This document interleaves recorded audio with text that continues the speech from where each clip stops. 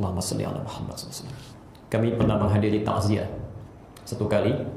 Takziah ini asalnya, ini kisah nyata dari ta'lim kami yang berlangsung di satu tempat di Bekasi, ta'lim para ummahat. Ya. Qadarullah di belakang saat sedang ta'lim masih di pertengahan bahasan, ada yang bersedih terlihat di belakang. Saya bertanya kenapa?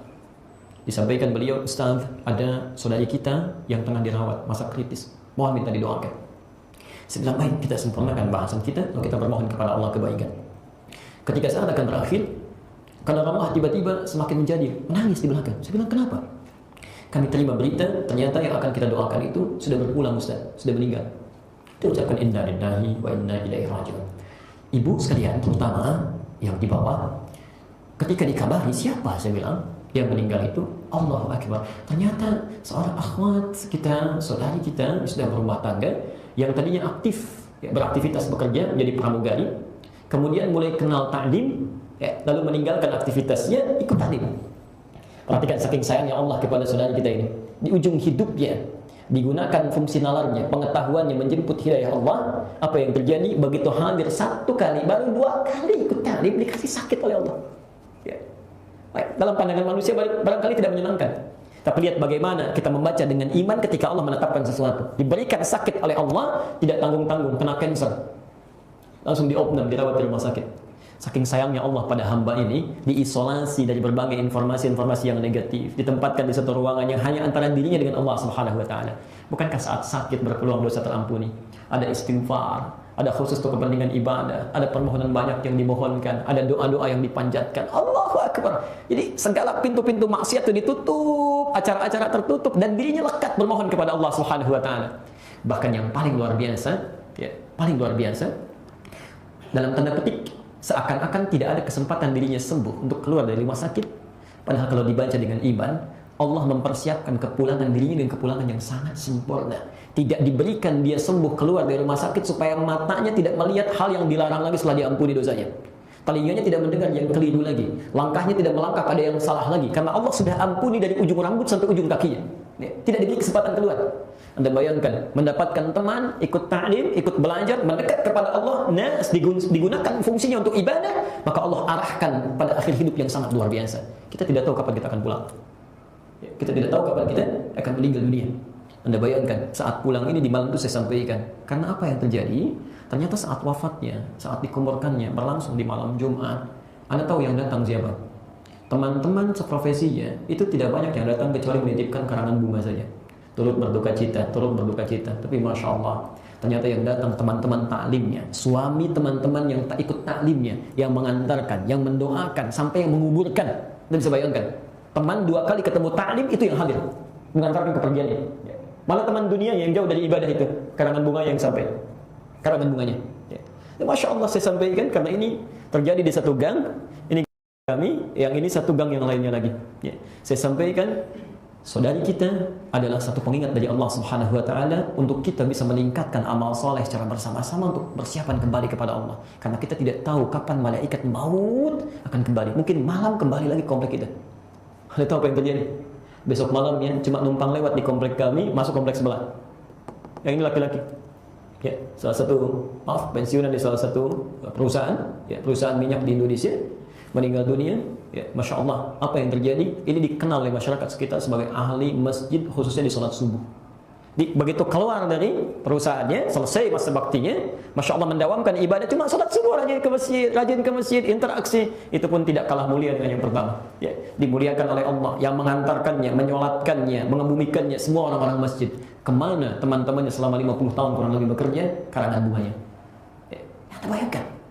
Karena itu ketika Anda mencari teman, termasuk Anda menyekolahkan anak Anda, cucu Anda, coba carikan tempat yang mengangkat nilai ibadahnya di mata Allah Subhanahu wa taala. Carikan, ya, jangan cuma dunia yang difikirkan. Ya. Maaf ya, kadang-kadang saya sering saksikan kata pertanyaan bagaimana caranya doa yang baik supaya anaknya soleh, anaknya baik, bapaknya bangun, ibunya menangis di malam hari, tapi isi perilakunya tidak sama dengan doanya. Ibu meminta supaya anaknya bisa menjadi anak yang soleh, rajin sholat, pandai baca Quran, tapi disekolahkan di tempat yang tidak pernah mengajarkan sholat. Ya. Disekolahkan di tempat yang tidak pernah memperkenalkan Quran. Bagaimana anaknya bisa rajin sholat? Karena itu nas su'budu. Kalau Anda ingin titipkan anak Anda dalam satu komunitas, maka carikan tempat yang mendekatkan dia dengan Allah Subhanahu wa taala. Ya. Maka kata Allah, cirinya apa? Kalau ibadahnya sudah naik, maka ciri pertama takwanya yang meningkat. Ya.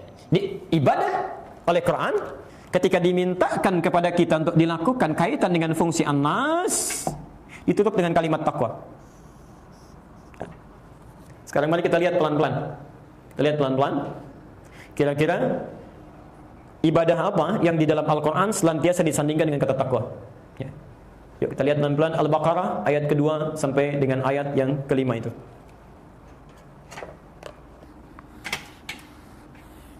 Kita simpulkan dulu sebentar ya. Simpulkan sebentar.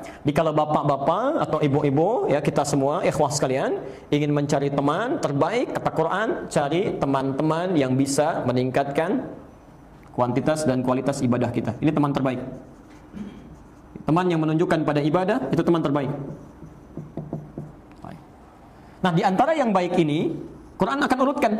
Jadi kalau bapak menemukan, ibu menemukan ciri-cirinya, maka segera temukan orang itu, dekati kepribadiannya, teladani dia. Karena hakikatnya itu orang terbaik. Jangan tinggalkan. Jangan tinggalkan. Baik. Yuk kita lihat. Dzalikal kitabu la raiba fi. Semua isi Quran itu jangan pernah diragukan. Jadi kalau Quran sudah mengatakan gaul dengan orang terbaik, ukurannya bukan dunia tapi ibadah, jangan ragukan ini. Jangan ragukan. Kalaupun kita dapatkan orang, misal, maaf, sisi dunianya biasa-biasa saja, tapi kehormatan akhiratnya begitu tinggi, itu orang terbaik. Walaupun orang menjauhinya, hakikatnya Allah tampilkan untuk kita. Ya, pelan-pelan. Yuk kita lihat, kalau sudah seperti itu, hudan lil muttaqin, maka Allah akan berikan petunjuk pada orang-orang yang bertakwa. Ya. Lihat. Ya Allah, siapa orang takwa ini? Lihat amalannya. Lihat amalannya. Di sini kita akan tentukan teman-teman terbaik tadi. Alladzina yu'minuna bil ghaib. Satu. Yaitu orang-orang, kalau diterjemahkan di dalam mushaf ya, yang beriman pada yang gaib. Pelan-pelan. Yang gaib itu artinya Allah ya. Dia yakin beriman kepada Allah. Gaib itu tidak tampak dalam pandangan ya. Jadi kalau kita yakin pada sesuatu yang nampak disebut dengan ilmu. Tapi kalau kita yakin pada sesuatu yang belum kelihatan ya, secara kasat mata itu iman namanya. Misal, ini apa? Spidol ya, spidol. Kalau saya bilang ini handphone, percaya tidak? Tidak, karena akal kita menolak. Karena ini sudah dilihat oleh sumber pengetahuan kita ya. Sesuatu yang nampak lewat pengetahuan, kelihatan di indera, namanya ilmu. Tapi kalau kita belum lihat, belum ketahuan, tapi kita yakini betul itu iman namanya. Itu iman ya. Sekarang perhatikan.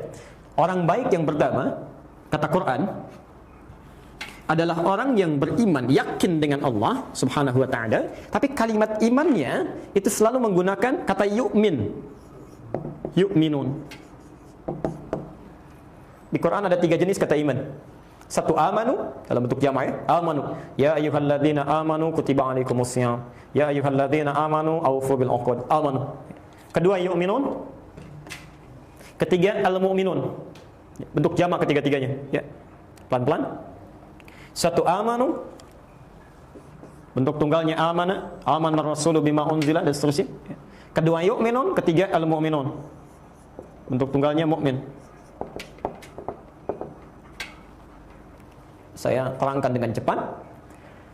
Amanu ya, bila disebutkan dalam Al-Quran, ini menunjuk pada pemilik iman dalam tingkatan yang standar, masih dasar.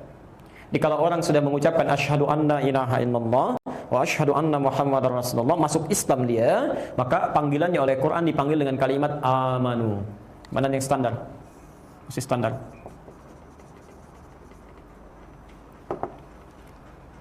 Pelan-pelan. Karena itu kalau saat seseorang masuk ke dalam agama Islam, diminta oleh Al-Quran untuk mempraktekkan semua tuntunan Islam. Jangan terpisah-pisah ya. Maka turun ayat Al-Baqarah ayat 208 itu ya.